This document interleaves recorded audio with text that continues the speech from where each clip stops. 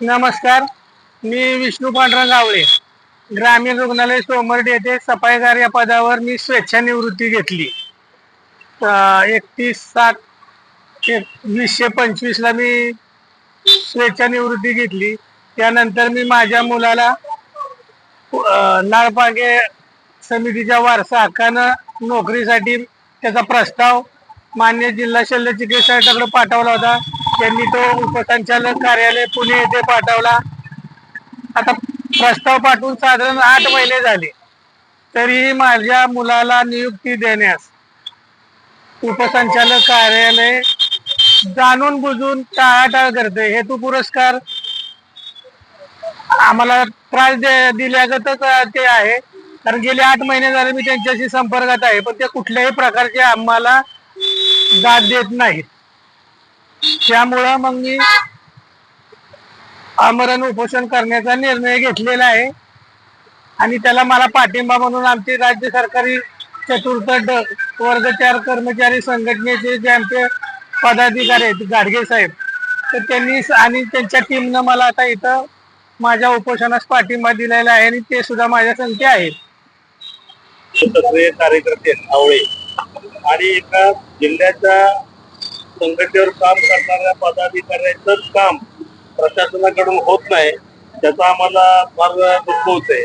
आणि यांनी इतर नियमानुसार त्यांची मागणी शासन निर्णयामध्ये स्पष्ट आहे. नाळपांगे समितीच्या शिफारशीनुसार शासन निर्णय आहे. तर शासन निर्णयामध्ये वारसाहक्काची नेमणुकीचा प्रस्ताव आल्यानंतर 30 दिवसाच्या आत त्याचा निपटारा पूर्ण त्या नियुक्ती अधिकाऱ्यांनी करायचा आहे आणि संबंधित वारसाहक्काला नियुक्ती द्यायची आहे. असं असताना गेले 8 ते 9 महिने झाले याचा प्रस्ताव उपसंचालक आरोग्य सेवा पुणे यांच्या कार्यालयात प्रलंबित आहे आणि त्यांच्याकडे आम्ही संघटना म्हणून सुद्धा संपर्क साधला असता त्यांनी आम्हाला 8 दिवसात करून 10 दिवसात करून त्याची पुढची आश्वासनं देऊन नियुक्ती देण्यासाठी दिरंगाई विनाकारण केलेले 10,000 केस करण्याचा प्रयत्न त्यांच्याकडून झालेला आहे. आणि आज या ठिकाणी आमचे आवळे आमरण उपोषणासारखा त्यांना त्यांच्या निर्णय घ्यावा लागलेला आहे.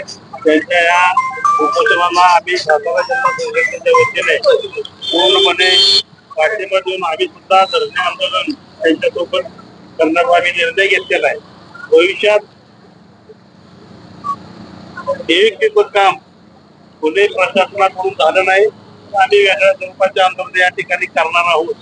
आणि खरं तर उपोषणातून नुकतीच नियमाप्रमाणे आवळे यांनी प्रशासनाला दिला असता त्या प्रशासनाकडून माझं 2 ओळीचं पत्र सुद्धा नाही किंवा त्यांना बाबा तुम्ही उपोषणापासून परावृत्त व्हा, उपोषणापासून लाभ राहा अशा पद्धतीचे कुठलंही त्यांना सांगण्यात आलेलं नाही. तर या प्रशासनाला त्यांची जागा दाखवण्याच्या दृष्टीने आम्ही पूर्णपणे आवळेच्या पाठीचे आहे आणि जोपर्यंत त्यांचं काम होत नाही, जोपर्यंत ते उपोषणापासून माघार घेत नाही, तोपर्यंत आम्ही त्याच्या सोबत आहे. एवढंच मला या प्रसंगी सांगायचं. धन्यवाद.